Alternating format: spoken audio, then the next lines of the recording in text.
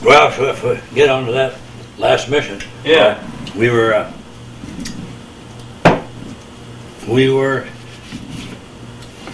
our squadron, or our pilot was to been in charge, our plane was to been to lead the low squadron.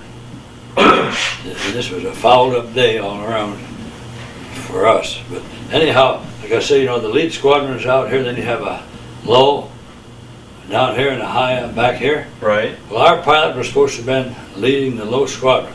So he got down in his position, and all during the form-up period, going around getting in position, the rest of our squadron did not form on him. I can remember him talking, the pilot and co-pilot.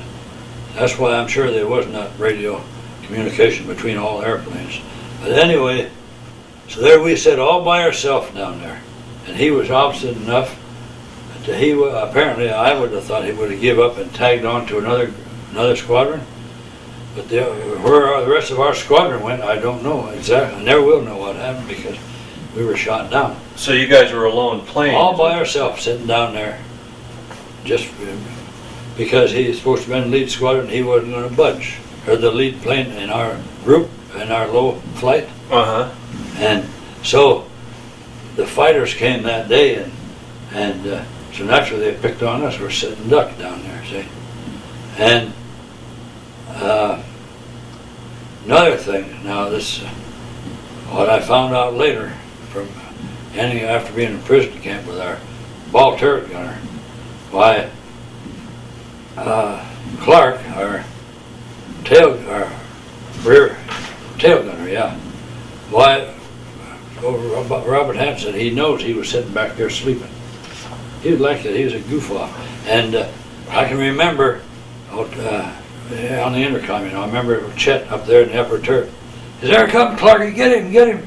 But never was a shot fired back there at all. Really? Never a shot. How could you tell? Well, I didn't know at the time, but then Robert Hanson was telling me that he never fired a shot back Really? there. Never fired a shot. They said he knows he was sitting back there sleeping. Huh. And so he could have got that fighter.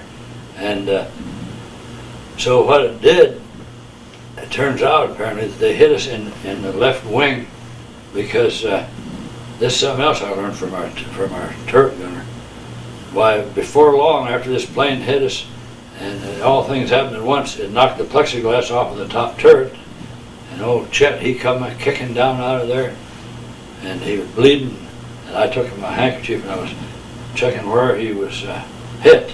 He kind of just knocked cuckoo a little bit, but I think a piece of the plexiglass hit him. Uh-huh. And then the bomb bay was feeling full of smoke. And so I told the pilot, I said, the bomb bays, our target was an airfield somewhere, and there were small bombs of some kind, I don't remember what size. But anyway, I told the pilot, I said, the bomb bay is getting full of smoke. He said, you better open up and jettison the bombs. So I did. I forget what handle you pulled, but anyhow, I jettisoned the bomb load. And so then I went up and tried to Chet, I don't know, he was just sitting down there as I recall. So I went up and tried to man the top turret. And you're cruising along 185 miles an hour. And I tried looking up between my fingers like this because of the wind hitting you, Uh-huh. You couldn't see a damn thing. By then, apparently, the fighter had not attacked again because I couldn't see anything and didn't hear any more commotion. But then we were just going along. I think did he decide to turn back by then? I think he might have aborted about that time, heading back towards home. I didn't know just where we were at the time, but anyhow, then all of a sudden here, like a blowtorch out of in a B-24, your wing is kind of, right in the middle of the side of the fuselage, and all of a sudden, just like a blowtorch, whoosh, big old flame shot right out, practically plumb across the deck where I was. Huh. So I turned around hard to the pilot. I said, "Here comes the fire." And by then Chet had grabbed his chute and put it on. He was gone.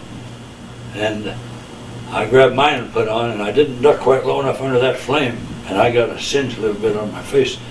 And so that's all I was aware of anybody bailing out. But I I had run through a little routine for myself. I would go down and sit on the catwalk and then tumble. So that's what I did that day. I sat on the catwalk and tumbled out. Huh. And one of my flight boots blew off. I found out after I landed.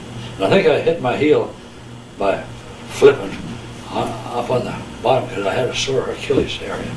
But anyway, I just fell until I felt no more forward motion, no more wind. And you should fall a long time, so you got less time for them to see you, you know, from the ground. Right. And I didn't. I opened up quite soon. And I guess for being afraid it wouldn't open maybe. But anyhow, as I was floating down, here come a P-38 circling around. Check, see I was all right. You know? Really? So I waved to him, yeah.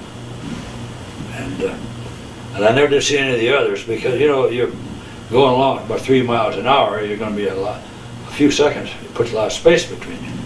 And but a little later, then I could hear a screaming noise, and I could see our plane. I still got a picture of that in my mind, going straight in a vertical dive, right for the ground. Huh. Yeah. How far away from you Well, at that point was it? I wouldn't say, maybe a couple of miles perhaps, or just.